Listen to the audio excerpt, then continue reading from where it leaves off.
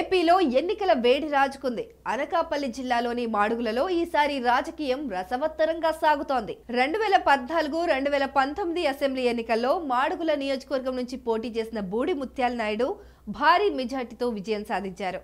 జగన్ ప్రభుత్వంలో డిప్యూటీ సీఎంగాను పనిచేసిన ఆయన క్షేత్రస్థాయిలో మంచి పేరున్న మనిషిగా గుర్తింపు పొందారు. ఈసారి ఆయనను అనకాపల్లి లోక్సభ అభ్యర్థిగా బరిలోకి దించడంతో మాడుగుల అసెంబ్లీ స్థానానికి ఎమ్మెల్యే అభ్యర్థిగా ఆయన కుమార్తె ఈర్ల అనురాధకు అవకాశం కల్పించింది వైసీపీ అధిష్టానం. ఇక గత 2 ఎన్నికల్లోనూ ఓటమి చవిచూసిన గవిరెడ్డి రామానాయుడు స్థానంలో ఈసారి బండారు సత్యనారాయణకు సీటిచ్చింది టీడీపీ. అనురాధ పేరుకు డిప్యూటీ సీఎం కూతురే అయినా చాలా సాదాసీదాగా తెలంగాణలో మంత్రి సీతక్కలాగే తన సింప్లిసిటీతో ప్రజల్లో మంచి పేరు సంపాదించుకుంది. ఈమె ప్రస్తుతం కే కోటపాడు జెడ్పీటీసీగా, అనకాపల్లి జిల్లా వైసీపీ మహిళా విభాగం అధ్యక్షురాలిగా, జిల్లా పరిషత్లో స్త్రీ శిశు సంక్షేమ శాఖ స్టాండింగ్ కమిటీ చైర్పర్సన్ గా ఉన్నారు.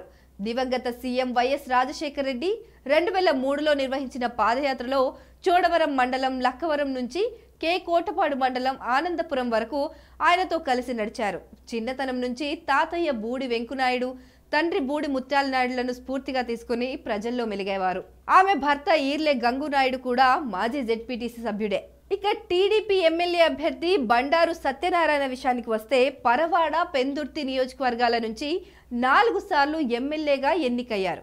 నారా చంద్రబాబు నాయుడు మంత్రివర్గంలో మంత్రిగా కూడా పనిచేశారు. రాష్ట్రంలో తలలు పండిన రాజకీయ నేతల్లో ఈయన కూడా ఒకరు. అయితే ఈసారి కూడా పెందుర్తి నుంచి పోటీ చేయాలని భావించిన బండారు అనుకోకుండా మాడుగులకు షిఫ్ట్ అయ్యారు. పొత్తులో భాగంగా పెందుర్తి సీటు జనసేనకు కేటాయించడంతో బండారు మాడుగుల సీటుకు ఒప్పుకోక తప్పలేదు. గతంలో చేసిన అభివృద్ధి, జగన్ ప్రభుత్వంపై ప్రజల్లో నెలకొన్న వ్యతిరేకత తన గెలుపును నిర్దేశిస్తాయని ఆశిస్తున్నారు.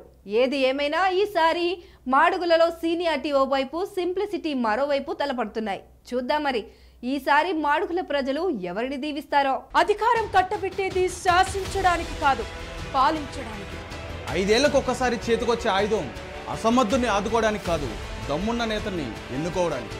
ప్రజాక్షేత్రంలో ఎంతటి ఘనుడైనా మట్టి కొరగొచ్చు, మట్టి మనుషులకు సైతం పట్టం కట్టొచ్చు. ఎవరిని సింహాసనం ఎక్కించాలో, ఎవరి మెడలు వంచాలో ప్రజలకు బాగా తెలుసు. ఇప్పుడు సమయం ఆసన్నమైంది.